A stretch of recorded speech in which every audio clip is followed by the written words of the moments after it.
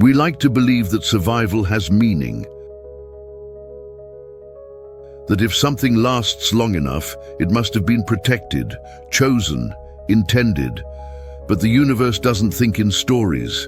It doesn't reward effort or guard what matters to us. It builds systems and lets outcomes unfold. Tonight, we're going to look at one of those systems, not as a myth, not as a god, but as a force that quietly shaped the conditions for life on Earth, long before we were here to notice. 4 billion years ago, something immense took its place in the solar system, so massive that everything else had to adapt around it. Not because it chose to protect us, but because its gravity made certain futures possible, and others impossible. This is not a story about a guardian watching over Earth. It's a story about context, about contingency, about how fragile continuity really is. Because when survival isn't promised, when it's merely allowed, understanding the conditions that sustain it becomes a responsibility. This is Jupiter, and this is the architecture we live inside.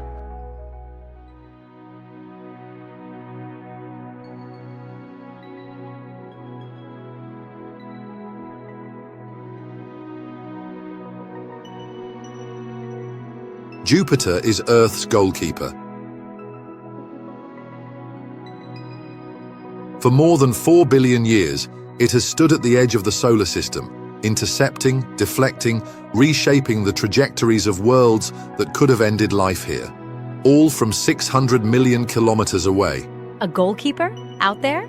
That's a very long way from the goal. It is, and like any goalkeeper, it doesn't control the game, it doesn't choose the shots, it doesn't decide who deserves to score, it simply changes outcomes. No eyes, no hands, no intention, just gravity, and storms wider than continents. Every heartbeat, every sunrise, every child who has ever lived, shaped in ways we're only just beginning to understand, by a world we will never stand on. That's difficult to hold in the mind. It is, because it means that life on Earth has never been shaped by Earth alone. From the very beginning, our planet has existed inside a larger system, one where distant forces quietly influenced what could reach us and what never did. So when we talk about survival, about why life endured here when it didn't elsewhere, we're not just talking about biology, we're talking about context. Which brings us to a harder question. Was Jupiter really protecting us? Or was it simply deciding which worlds were allowed to survive? Because a goalkeeper isn't a hero. They don't create the game. They don't write the rules. They don't even move most of the time. They just stand there, silent, waiting until a moment arrives where everything changes. And that moment isn't chosen. It's contingent. It depends on angles, on timing, on forces already in motion. That's unsettling, because we like to believe that survival has meaning, that endurance implies intention, that if something lasts long enough, it must have been meant to. But the universe doesn't work that way. There is no promise written into physics, no guarantee embedded in gravity, only systems and the outcomes they produce. So if Jupiter shaped the odds, then survival isn't something we were granted. It's something that happened. Exactly. Not chosen, not protected, conditioned by a giant whose gravity has been quietly altering trajectories since before life existed at all. Which means that Earth's story, every flourishing, every collapse, every near miss, unfolded inside an environment we rarely think of as environmental. We talk about oceans, atmospheres, climate, but the architecture that shaped what reached this planet in the first place, the invisible scaffolding of gravity and motion, is just as real, and Jupiter is one of its main pillars.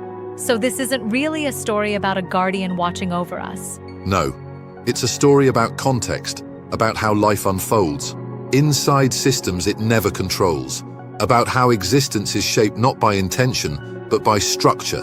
And once you see that, once you realize how much of life's history was influenced by something so distant, so indifferent, the idea of certainty starts to dissolve. Yes, because if survival depends on forces like this, vast, impersonal, ancient, then life is not inevitable. It's contingent. That doesn't make life smaller. It makes it rarer More fragile? and more extraordinary. So this chapter isn't really about Jupiter? No, it's about perspective, about recognizing that life on Earth didn't unfold in isolation, but inside a vast cosmic system that was already shaping possibilities long before we were here to notice.